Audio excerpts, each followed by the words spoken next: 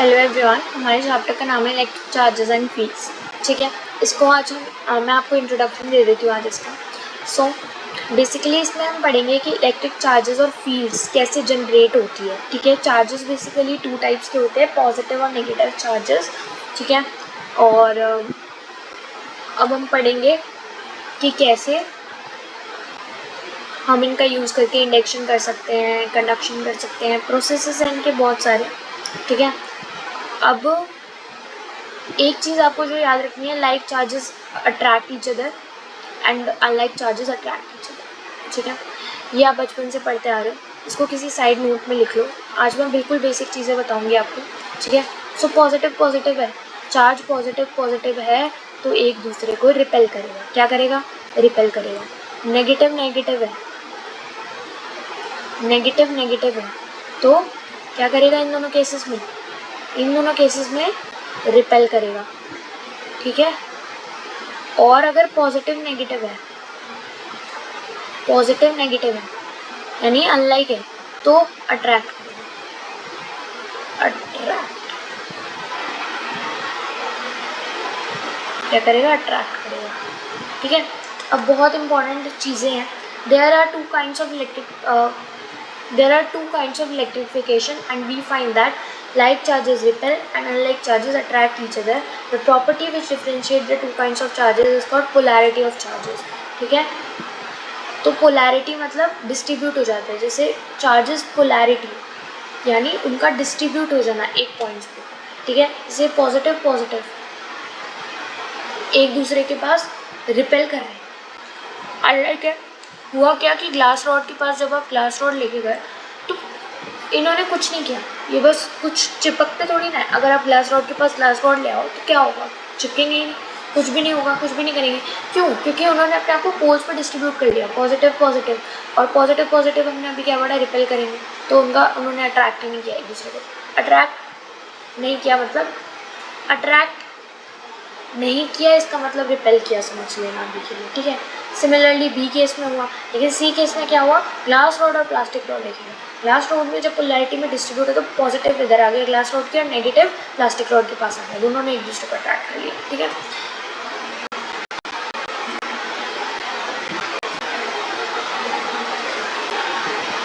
ऐसा हुआ क्यों? वैसे नॉर्मली आप लेके जाओगे तो कुछ नहीं होगा, हुआ इसलिए क्योंकि जब आपने ग्लास रॉड को सेल से रब किया ना तो रॉड के पास जो है एक ही काइंड का चार्ज रह गया। कैसा चार्ज रह गया? Positive side, the second kind of charge. ठीक है, पॉजिटिव चार्ज रह गया। ठीक है, और बाकी नेगेटिव चार्ज किसने ले लिया? सिल्क रॉड ने ले लिया। ठीक है, तो उससे वो इलेक्ट्रीफाइड हो गया। ठीक है,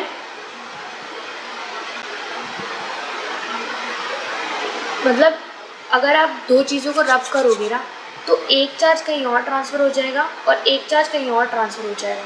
मतलब जैसे ग्लास रॉड और सिल्क को आपने रब किया तो सिल्क पे कैसा चार्ज आ गया? नेगेटिव चार्ज आ गया। ग्लास रॉड पे कैसा चार्ज आ गया? पॉजिटिव चार्ज आ गया।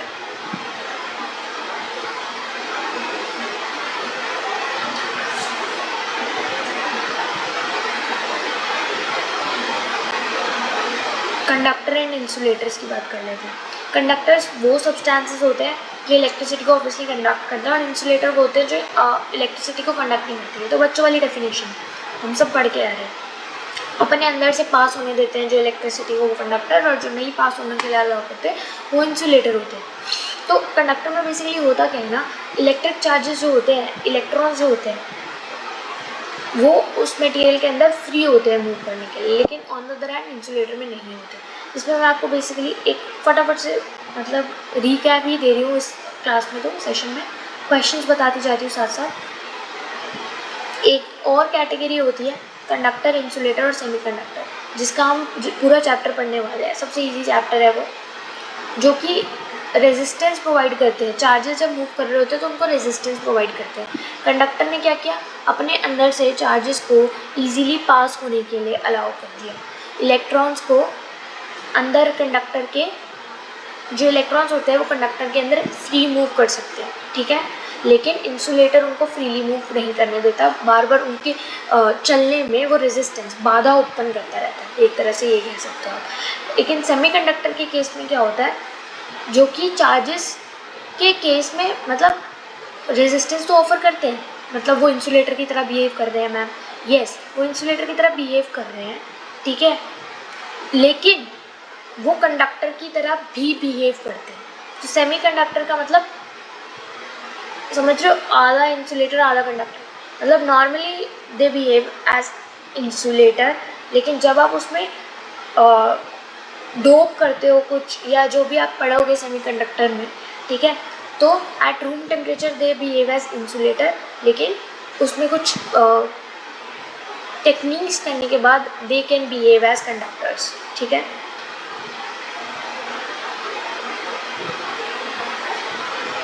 डोपिंग करने के बाद बेसिकली, जो कि हम पढ़ेंगे नेक्स्ट फर्दर चैप्टर में सेमीकंडक्टर्स के, अभी मैं आपको इतना कंफ्यूज नहीं करूँगी।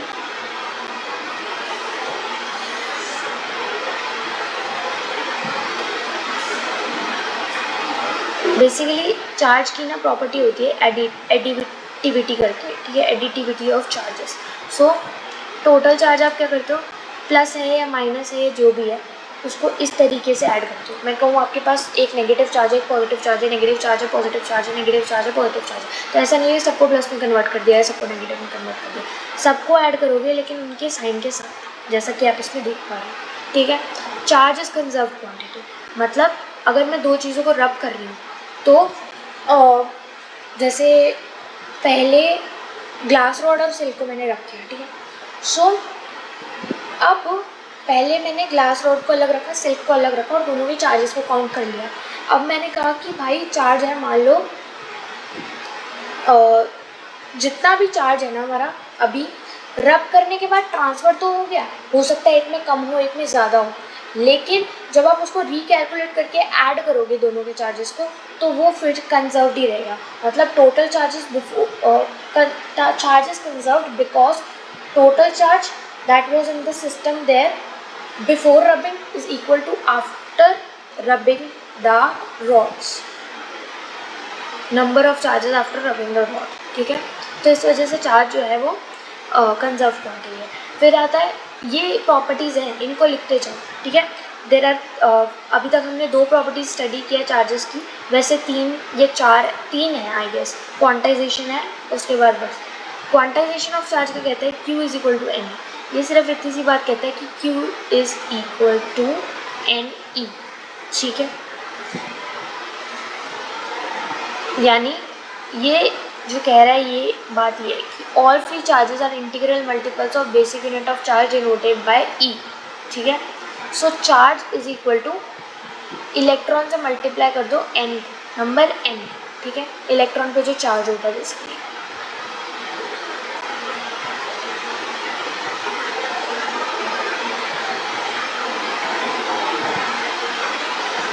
अब आता है कूलम्स लॉ।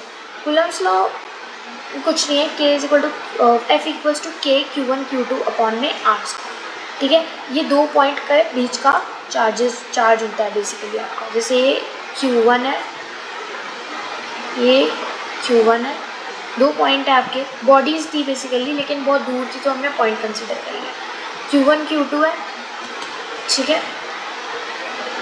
अब इसके बीच का अगर मुझे फोर्स निकालना है तो F इक्वल्स टू K यानी कांस्टेंट, पहले ये डायरेक्टली प्रोपोर्शनल का साइन था, जैसे डायरेक्टली प्रोपोर्शनल हटेगा तो एक कांस्टेंट लग जाएगा, तो ये हो जाएगा इक्वल्स टू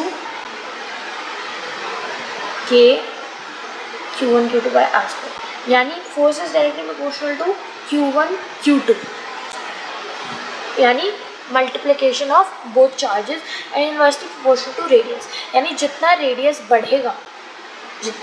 बढ़ेगा उतना आपका चार्ज जो है वो उतना आपका जो फोर्स है वो कम होता जाएगा दोनों चार्जेस के बीच में, ठीक है।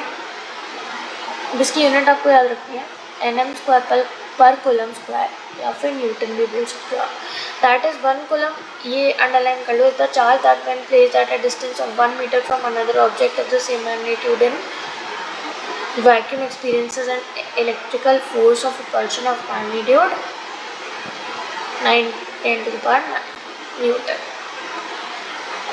तो ये डेफिनेशन, ये जो मैंने मार्क करा है ये डायरेक्ट क्वेश्चन पूछता है डिफाइन 1 कूलम, ठीक है। अब इस K की वैल्यू क्या होती है ये याद रखना, K की वैल्यू होती है 1/4 पाई एप्सिलॉन, ठीक है, 1/4 पाई एप्सिलॉन नॉट, और यहाँ पर epsilon not is called permittivity of free space. Underline करके जाओ जो मैं करा रही हूँ, ठीक है, जिसकी वैल्यू होती है बहुत इंपॉर्टेंट 8.854 रट्टा मार लो इंटू 10⁻⁻12, और इसकी यूनिट भी बहुत इंपॉर्टेंट है, कूलम स्क्वायर पर न्यूटन पर मीटर स्क्वायर, ठीक है। अब ये क्या करता है, हम यूनिट वेक्टर से मल्टीप्लाई डिवाइड कर देते हैं, सब जानते हैं, in order to give it direction.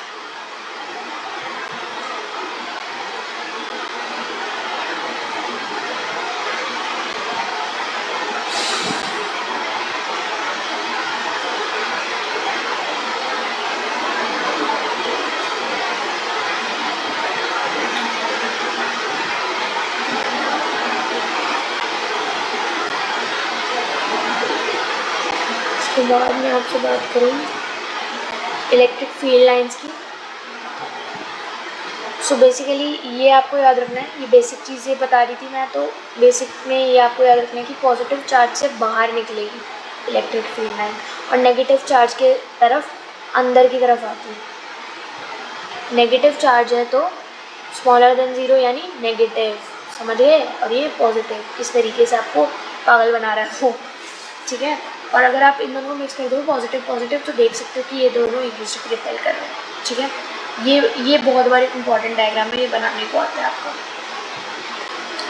कि नेगेटिव देख सकते हो आप, नेगेटिव पॉजिटिव है तो क्या हुआ, पॉजिटिव है और नेगेटिव एक साइड, तो वो एक दूसरे को अट्रैक्ट कर रहे हैं, यानी फील्ड लाइंस अंदर जाते हुए दिख रही है इसके, और इसमें एक दूसरे से आगे जा रही है, मीट नहीं कर रही है फील्ड लाइंस। क्यों नहीं मीट कर रही है, क्योंकि मीट नहीं कर सकते, ये एक दूसरे को क्या कर रहे हैं, यहाँ पर रिपेल कर रहे हैं, ठीक है।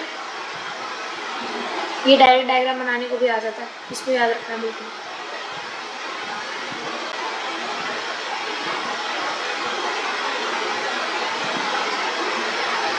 ठीक है,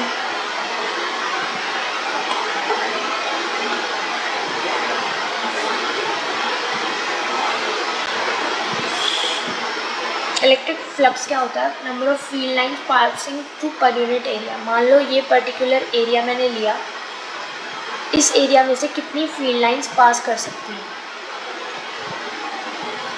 अब मैंने एरिया तो ये लिया है ना, तो इसमें से आप देख सकते हो 3 ही फील्ड लाइन पास कर रही है ना। तो एक पर्टिकुलर एरिया में से जो मैंने लिया है उसमें से कितनी फील्ड लाइंस पास कर रही है is known as nothing but electric flux, ठीक है। ई डॉट डी एस का मतलब आपको पता है ना, डॉट का मतलब होता है कॉस थीटा, यानी E D S cos theta होगा इसका फॉर्मूला फ्लक्स का, ठीक है। इलेक्ट्रिक डायपोल का फॉर्मूला मैं आपको डायरेक्ट बता दूँ, P is equal to dipole को पी से रिप्रेजेंट करता है 2a क्यू, ठीक है। यहाँ पर 2a का मतलब डिस्टेंस है, यानी ये मान लो चार्ज है। इलेक्ट्रिक डायपोल मतलब प्लस क्यू और माइनस क्यू, दो अलग अलग पोल्स हैं यानी डायपोल, ठीक है। उनके बीच का डायपोल मूवमेंट का फॉर्मूला होता है बेसिकली ये। So it's P is equal to 2a Q. 2a का मतलब ये नहीं है कि इस रेडियस है ये बेसिकली 2a, ठीक है। ये पूरा एरिया जो है ये 2a होगा, ठीक है। मतलब ये आधा a होगा और ये आधा a होगा, ठीक है। ब्रीफ में बोलूँगी,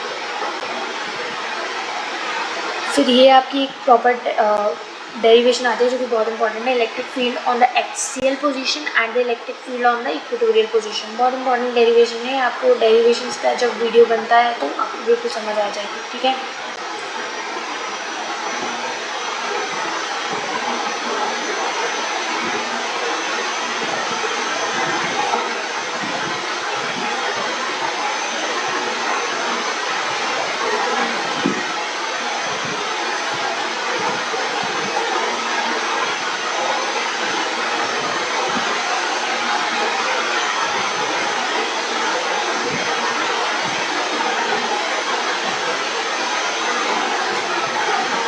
फिर बेसिकली आपको उसी डेरिवेशन से जो आपने डायपोल की होगी उसी से बताया गया है, बाकी डेरिवेशन करके दिखाई गई है। शीट से चार्ज पास हो तो क्या फॉर्मूला होता है, बाकी चीज़ों से पास हो तो क्या फॉर्मूला होता है।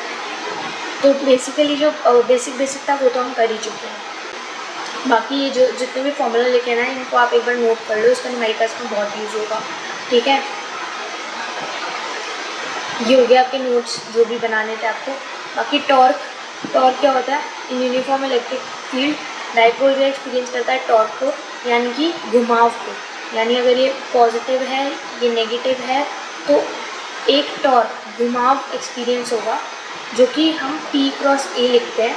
P is equal to 2AQ, जो कि मैंने आपको बताया था, P इंटू E, यानी क्रॉस का मतलब क्या हुआ? PE sine theta. ठीक है,